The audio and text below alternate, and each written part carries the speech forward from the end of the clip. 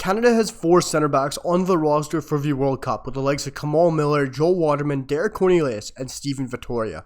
4 amazing options at centre back for the CanMNT. Today we're doing my centre back breakdown for the Canadian men's national team roster, ranking them 1 through 4, talking about the experience they have up to this World Cup, the qualities they possess, as well as what they can gain from this World Cup experience. And guys, we're going to swiftly kick it off with number 1, by far our best defender and centre back in Stephen Vittoria. Stephen Vittoria is the utmost best centre back we have with by far the most experience and quality. He's truly playing in a top 5 league in Europe for myself, in Ligue 1, which I rate higher than Ligue 1, and he is a brilliant centre back and an amazing leader.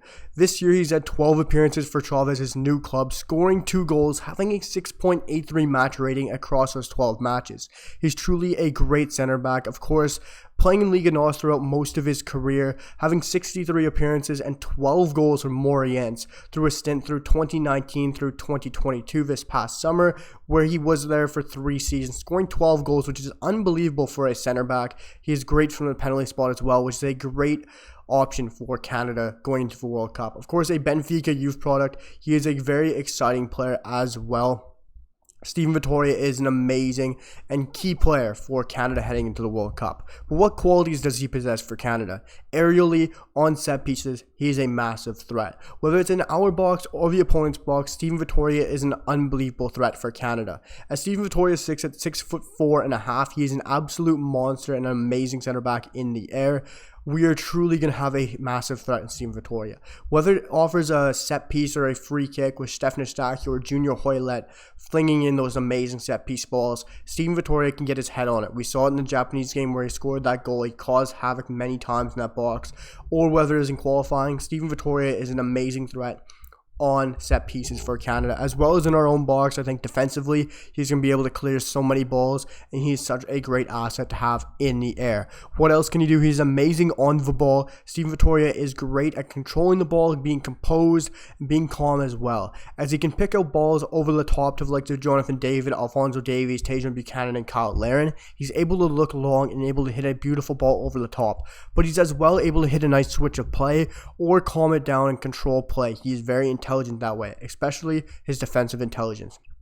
Stephen Vittoria has played in a top 5 league for almost all of his career, and that has helped him have defensive intelligence at the top level. Playing against some of the best attackers in FC Porto, Sporting, Benfica, he's learned how to have such great defensive intelligence, and he takes some tactical fouls sometimes.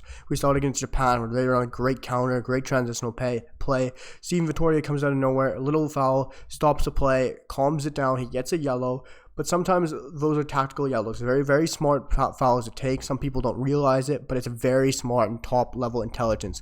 He doesn't foul them. They come away with a quick break. Stephen Vittoria is not able to catch up. Could be a goal.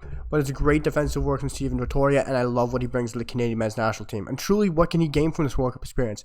Well, he can't gain a hell of a lot, but for me, Stephen Vittoria can gain the respect from the Canadian footballing fan base. For me, he's the most underrated player in the Canadian fan base group. I think he's going to be able to earn that respect from the Canadian football fans because he's going to be able to have an amazing stint for Canada here. He's a true rock for Canada in the back, and he's going to be able to show us defensively why we need him, and probably offensively, as I think he's going to score us a goal. Maybe even that first one against Belgium off a set piece.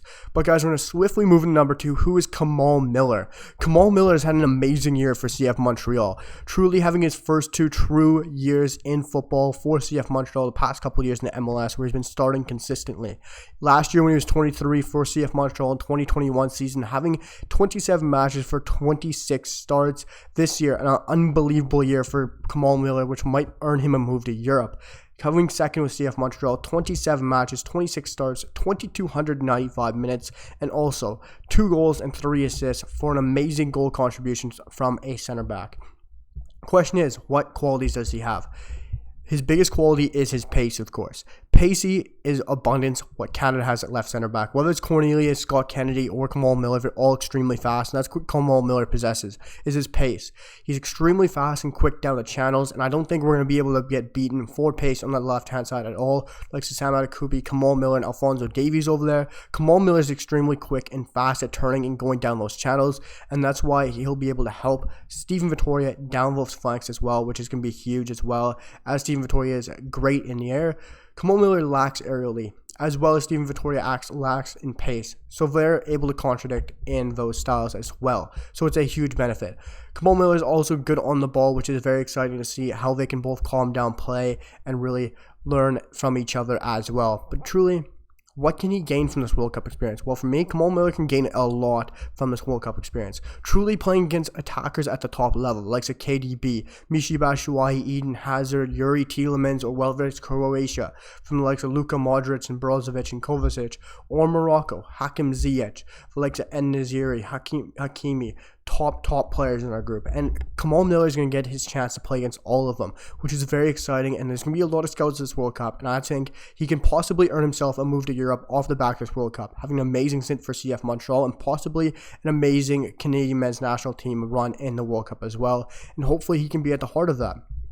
So guys, we're going to swiftly move on to number 3. Before we do, guys, make sure to drop down below, smash that sub button for all the best Canadian men's national team content with daily uploads, whether it's position breakdowns, player profiles, player transfers from all Canadian men's national team players, whether it's on the roster or prospects, as well as match previews, reactions, and 5 things we learned from every match, or just daily Canadian men's national team content or news videos. But guys, hit that sub button, drop a like, and let me know what you guys think in the comments down below about my breakdown and rankings.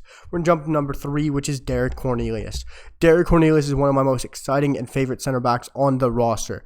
He is, of course, playing with Panathinaikos, 7th place in the Greece Super League. At the age of 24, he has been brilliant in Greece. Of course, having 1 assist this year and a 6.89 match rating across 13 matches for Panathinaikos, having 47 matches across 2 seasons for Panathinaikos, being on loan from Vancouver Whitecaps, 47 appearances for 2 goals. Derek Cornelius is a very exciting center back who's, of course, filling in for Scott Kenny, which is very unfortunate.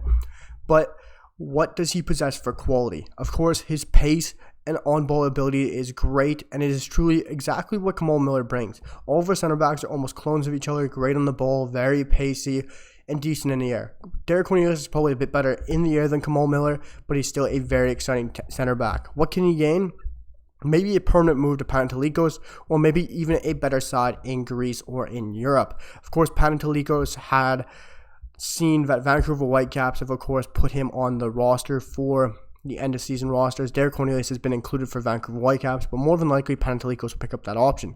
But now the question is, after maybe he'll get an appearance, maybe he'll get a chance at the World Cup, coming in as a sub, maybe solidify the back line, maybe he can have a great shout, and maybe even earn himself a permanent move to Panathinaikos. But guys, we're going to swiftly move on to number 4, which is Joel Waterman, the CPL export who had a season with Calgary in the CPL, having 25 matches, 1 goal, coming out of the CPL to CF Montreal to a brilliant season, couple of seasons for himself where he has been fantastic.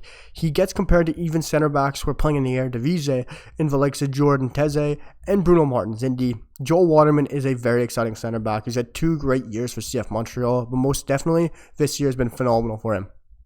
He's been brilliant, and of course, having 3 goals, 2 assists this season. At the age of 26, Joel Waterman, is very exciting to see a CPL export on the Canadian men's national team, and it's a very exciting opportunity for him just to experience the World Cup and get to see everything it offers. Of course, it's huge for the CPL to get a guy exported from the CPL to the MLS all the way to the Canadian men's national team, and he is truly doing that, guys. Those are my 4 center backs on the Canadian men's national team roster, guys. That's my breakdown, 1 through 4. Steven Vittoria, Kamal Miller, Derek Cornelius, and Joel Waterman. Let me know what you guys would think about it, how you guys rank them, and let me know down below in comments. Hit that sub button, drop a like, and I'll see you guys for the next one. Peace.